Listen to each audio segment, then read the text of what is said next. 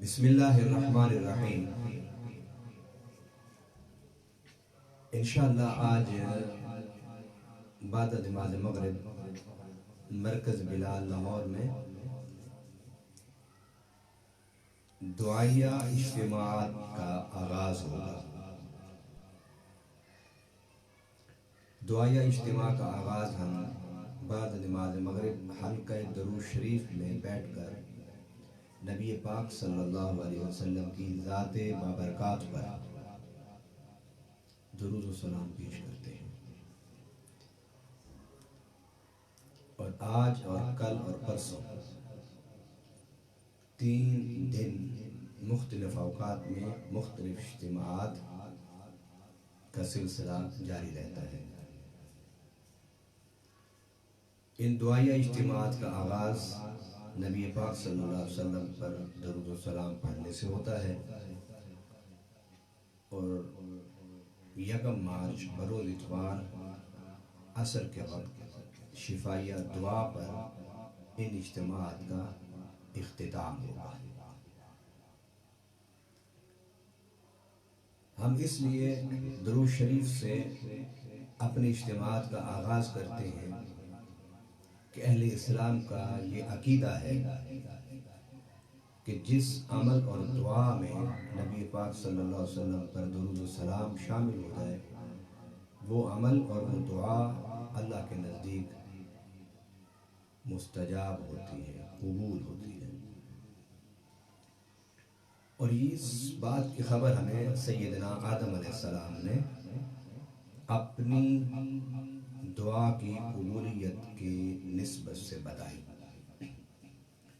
کہ جب آپ جنت سے زمین پر آئے اور آپ نے اللہ سے اپنے ناکردہ خطا کی دعا مانگی، تو اللہ تعالیٰ نے اس دعا کو نبی پاک صلی اللہ علیہ وسلم پر درود و سلام اور آپ کے وسیلہ جلیلہ سے سیدنا آدم علیہ السلام کی دعا کو قبول فرمایا۔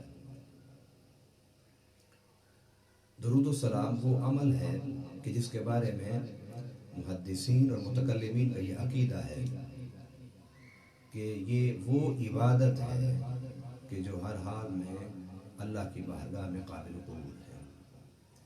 باقی عبادتیں اللہ چاہے قبول فرمائے، چاہے نہ قبول فرمائے، مگر اپنے پیارے حبیب صلی اللہ علیہ وسلم پر پڑھا جانے والا درود و سلام اللہ کا وعدہ ہے کہ میں اسے ہر حال میں قبول کرتا ہوں۔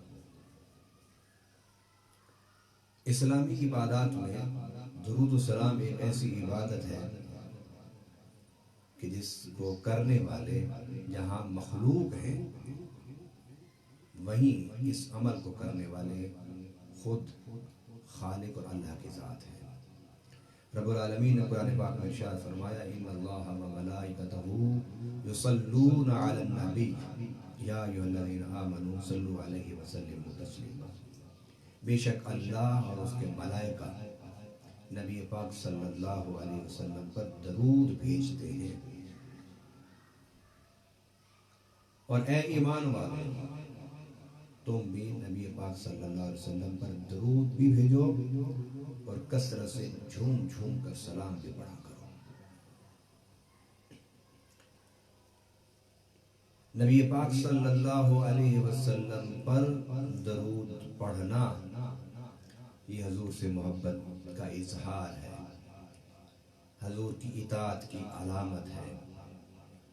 میرے آقا صلی اللہ علیہ وسلم کی بارگاہ عالیہ میں ایک صحابی آئے اور انہوں نے عرض کیا، رسول اللہ صلی اللہ علیہ وسلم، میں فرض عبادات کے بعد کیا کروں، مجھے کوئی وظیفہ ارشاد فرما دیں۔ تو میرے آقا صلی اللہ علیہ وسلم نے فرمایا، مجھ پر درود پڑھا کرو۔ اس نے کہا، حضور میں اپنے وقت کا 1/3 آپ پر درود پڑھا کروں گا۔ میرے آقا صلی اللہ علیہ وسلم نے فرمایا، اس میں اضافہ کرو۔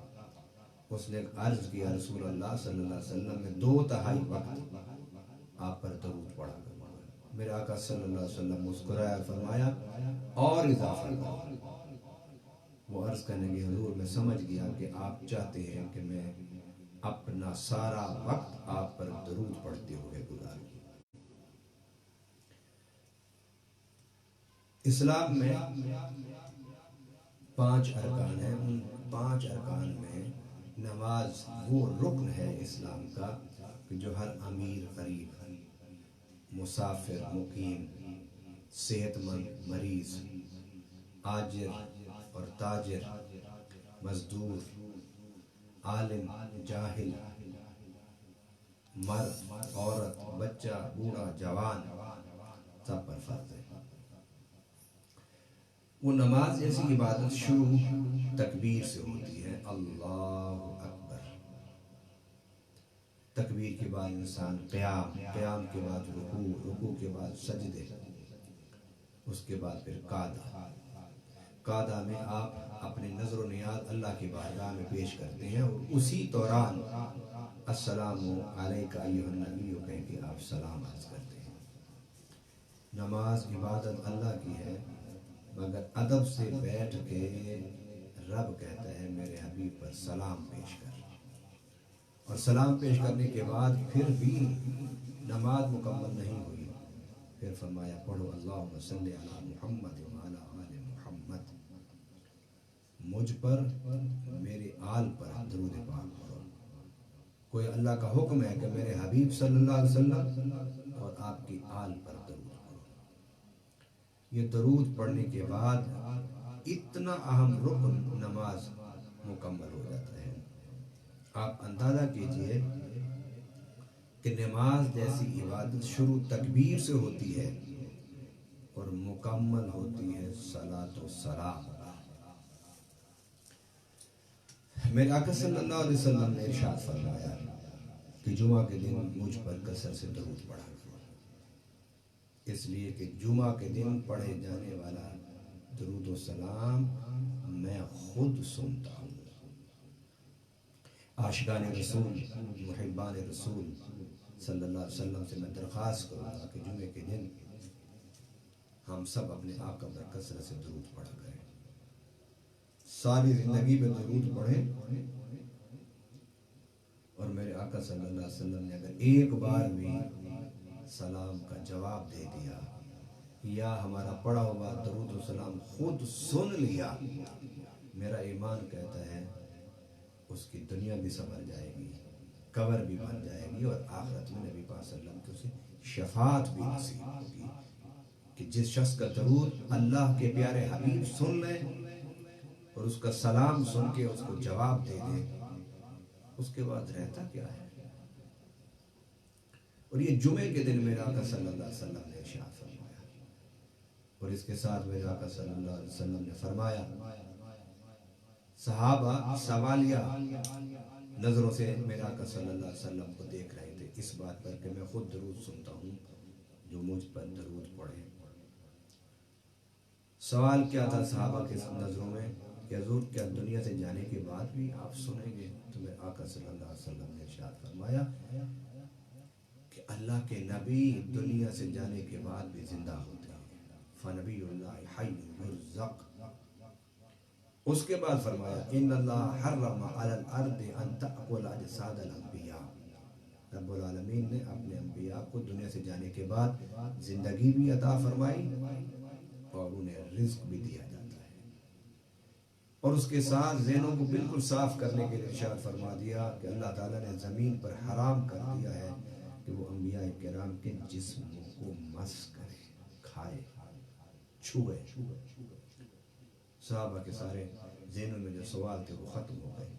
حضور صلی اللہ علیہ وسلم کی ظاہری حیات مبارکہ میں اور دنیا سے جانے کے بعد حیات باطنیہ میں صحابہ کرام کثرت سے نبی پاک صلی اللہ علیہ وسلم پر درود و سلام پڑھا کرتے تھے۔ سبحان اللہ، حضور صلی اللہ علیہ وسلم نے درود کی فضیلت بھی بیان فرما دی اور صاحب درود کا عظمت اور مقام بھی بیان فرما دیا۔ اور پھر دیکھیے کہ درود پڑھنے کے کتنے فوائد ہیں۔ ایک تو اللہ کی رضا، نبی صلی اللہ علیہ وسلم کی خوشنودی، آپ کی توجہ، آپ کی عنایات، آپ کی بخششیں۔ پھر میرے آقا صلی اللہ علیہ وسلم نے فرمایا جو مجھ پر ایک بار درود پڑھتا ہے اللہ اس کے 10 گناہوں کو معاف کر دیتا ہے۔ اس کے بعد فرمایا اللہ اسے 10 نیکیاں عطا فرماتا ہے. اور تیسرا فائدہ فرمایا کہ اللہ تعالیٰ اس کے 10 درجے بلند فرما دیتا ہے. بتاؤ تو صحیح ایسی کوئی عبادت کہ جس کے کرنے پر اللہ اتنی فیاضی سے اپنے بندوں کو عطا فرماتا. درود شریف پڑھنے کا سب سے بڑا فائدہ جو میرے نزدیک ہے، نیکی تو اپنی جگہ، ثواب اپنی جگہ، مگر اس کا سب سے بڑا اجر اور ثواب اور اس کا فائدہ وہ یہ ہے کہ میرے آقا صلی اللہ علیہ وسلم پر جو کثرت سے درود پڑھے گا، میرے آقا اسے اپنا دیدار عطا فرمائیں گے.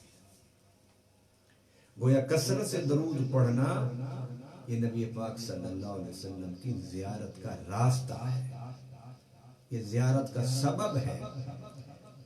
اگر صحت کی حالت میں زیارت نہ ہوئی تو بیماری کی حالت میں ہوگی، اور اگر بیماری میں نہ ہوئی تو قریب الموت دنیا سے جانے سے پہلے زیارت ہوگی. اور میرے آقا صلی اللہ علیہ وسلم کی جسے زیارت ہو جائے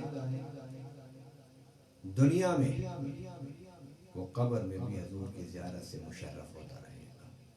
وہ قیامت کے دن حضور کے دیدار سے بھی اور حضور کی شفاعت سے بھی بہرہ مند ہوتا رہے گا. آئیے نبی پاک صلی اللہ علیہ وسلم کے ذکر درود و سلام سے اپنی زبان کو تر رکھیے. اور انسان جو کچھ زبان سے کہتا ہے، یہ انسان کی فطرت ہے کہ وہ سوچتا بھی اسی کے بارے میں ہے. جب آپ کثرت سے درود پاک پڑھیں گے تو کثرت سے نبی پاک صلی اللہ علیہ وسلم کو سوچیں گے، آپ کا تصور رکھیں گے. اور جس کی زبان پر حضور کا ذکر ہو، جس کی دل میں حضور کا تصور ہو، وہ شخص نہ یہاں نہ وہاں کہیں بھی ناکام نہیں ہو سکتا. دنیا میں تاریخ اسلام آپ پڑھیے، جتنے لوگ بھی غیر معمولی جنہوں نے ترقی کی، اللہ نے جنہیں عزتیں دی، شہرتیں دی، وہ سب نبی پاک صلی اللہ علیہ وسلم پر کثرت سے درود شریف پڑھنے کا نتیجہ تھا. اور یہ بڑی اہم بات ہے کہ من احب شیئا اکثر ذکرہ، انسان جس سے محبت کرتا ہے کثرت سے اسی کا ذکر کرتا ہے. اللہ والوں کے معمولات میں کثرت سے درود شریف ہے. وہ اجتماع میں، جلوت میں، خلوت میں، چلتے پھرتے ان کی زبان پر ہر وقت درود پاک کی صورت میں صلی اللہ علیہ وسلم کا ذکر ہوتا تھا.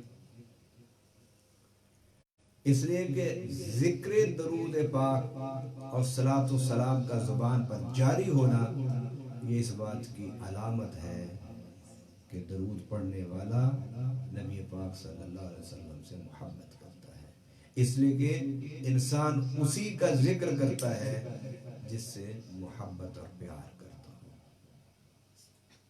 اور ہمارے بزرگوں نے، اساتذہ نے، علماء نے، مشائخ نے ہمیں یہ سکھایا ہے کہ زندگی میں درود پڑھنے کی، صلاۃ و سلام پڑھنے کی عادت تم ڈال لو، مرتے وقت خود بخود تمہاری زبان پر درود و سلام جاری ہو جائے گا.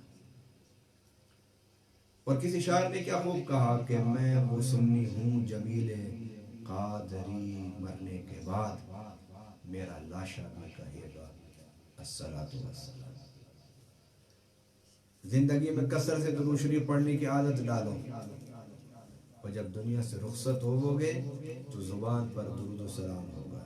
جب دنیا سے رخصت ہو کر قبر میں جاؤ گے تو اس وقت تک تمہاری زبان اور تمہارا دل درود و سلام کے ذکر سے دھڑکتا رہے گا. تو جو ذکر درود سے سنتے سنتے دنیا سے جائے اور جس کا دل اور سینہ قبر تک پہنچنے تک ذکر درود و سلام میں مشغول رہے، وہ فرشتوں کے قبر کے سوال و جواب میں ناکام ہو سکتا ہے؟ ہرگز نہیں ہو سکتا.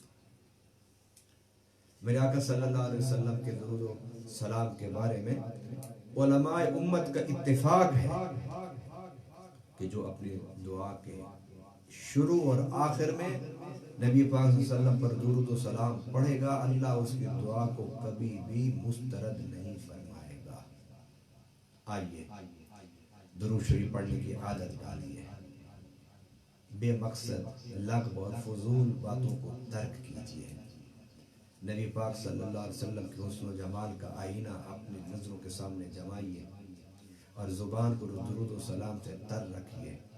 جب آپ کی نظروں میں مصطفیٰ کا حسن و جمال ہوگا اور زبان پر ذکر درود و سلام ہوگا تو آپ کا سینہ حضور کے عشق سے معمور رہے گا۔